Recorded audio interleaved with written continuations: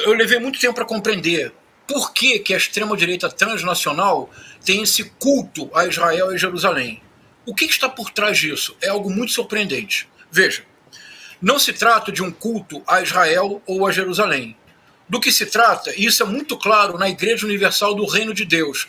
Se vocês, mesmo se nós não prestarmos atenção na Igreja Universal, se eu disser para vocês que há 20, 25 anos atrás, quando a Igreja Universal começa a ter importância, vocês se recordam que a Igreja Universal era sobretudo a Igreja de Cristo? Que Cristo era o que o tempo todo era evocado pela Igreja Universal? E se eu lhes disser que nos últimos 15 anos há uma modificação teológica fundamental nas igrejas neopentecostais que começou nos Estados Unidos e que foi importado, é a chamada teologia do domínio, não mais a teologia da prosperidade, que é o princípio dessas igrejas neopentecostais, mas a teologia do domínio.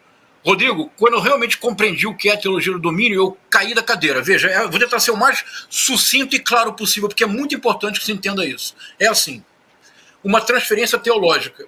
As igrejas neopentecostais não mais são igrejas de Cristo, porque Cristo já era contraditório com a teologia da prosperidade, mas com a teologia do domínio, que é uma teologia do domínio político e da imposição violenta da própria fé e do próprio Deus sobre todo aquele que pensa de forma diversa.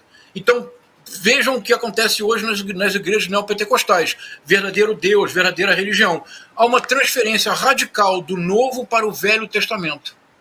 Mas no Velho Testamento não é Moisés, o sábio que conduz o povo no deserto para a libertação. Não é Jó, aquele que aprende com o sofrimento a amar ainda mais o seu Deus. Não é José, aquele que perdoa os irmãos. Não é Salomão, o Senhor da Justiça, capaz de dirimir questões impossíveis, usando o bom senso e buscando sempre a justiça.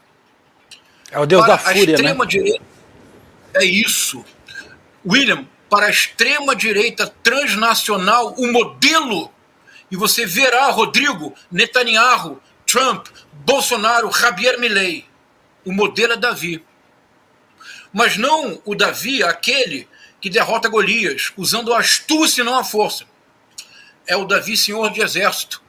É o Davi, senhor do império. É o Davi, aquele que uma vez, observando uma mulher no seu banho de purificação, por ela se encanta. A possui, a violenta, Betsabá, Batsheva, Betsabé, como se quiser pronunciar. Um problema, ela engravida. Problema maior, ela é casada. Problema se multiplica, ela é casada com um soldado do exército de Davi, Urias. Rodrigo, o que faz Davi? Envia Urias para a guerra. Envia Urias para a guerra como um general, como uma forma de compensar o pecado que cometeu? Envia para a frente de batalha, para que ele morra. Urias morto, ele se casa, ele adota Betsabé como uma de suas concubinas. O filho dessa união perece, juízo divino. Um dos filhos do casal é Salomão. Que coisa. A extrema-direita transnacional encontrou em Davi o modelo. Qual é o modelo? O modelo do pecador ungido. Porque não há em todo o Novo Testamento alguém que tenha pecado tanto quanto Davi. Davi cobiçou a mulher do outro, Davi matou o outro, Davi não respeitou o básico, que são dos 10 mandamentos. Ainda assim, Davi era ungido. Rodrigo, acredite, para a extrema-direita transnacional, Trump, Bolsonaro, Javier Milei, Viktor Orbán, Netanyahu são ungidos. E como se comprova isso? Pelos pecados que cometem. Sim, quanto mais pecador, de repente... Estarrecedor. Não é estarrecedor, William? É demais. Não é, Vivian? Demais. É estarrecedor. Esse é o modelo. E, sobretudo, porque Davi representa a força da espada. Não é a força da palavra, não é a força do amor, da caritas, da misericórdia, da compaixão. Davi é aquele que não se preocupa com o outro, que ignora solenemente o outro. Ele se apossa do corpo de Betsabé. Ele mata o seu marido. Ele a torna concubina. E ainda assim, ele se arrepende. E ao se arrepender, ele é ainda mais ungido. Então, a extrema-direita transnacional retorna a Israel, não o Israel dos profetas, não o Israel de Messias, não o Israel de Abraão, não o Israel do misericordioso José. A famosa história do José, que é entregue pelos irmãos e que depois, tendo a chance de se vingar dos irmãos, perdoa todos os irmãos, numa espécie de imagem futura de Cristo.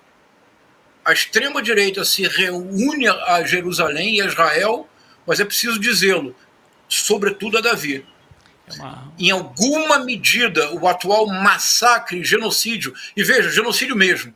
O Tribunal Internacional Penal de Haia tem um estatuto, que é o Estatuto de Roma. O artigo número 6 é o artigo que define genocídio. 5 práticas são definidas como genocídio. Todas estão em curso no atual massacre realizado contra os palestinos em Gaza. Então, isso me custou muito trabalho compreender. E eu acho que nós precisamos tentar tornar ao máximo essa questão uma questão do debate público. E por quê?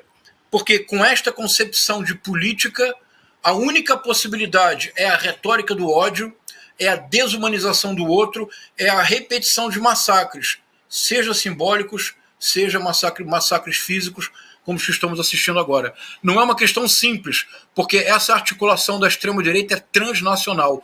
Por isso, Milei, Bolsonaro, Orbán, Trump, todos queriam, alguns fizeram, outros tentaram transferir a embaixada para Jerusalém, mas, sobretudo, todos seguem este modelo. O modelo não é o modelo da misericórdia, não é o modelo da compaixão, é o modelo do império das armas.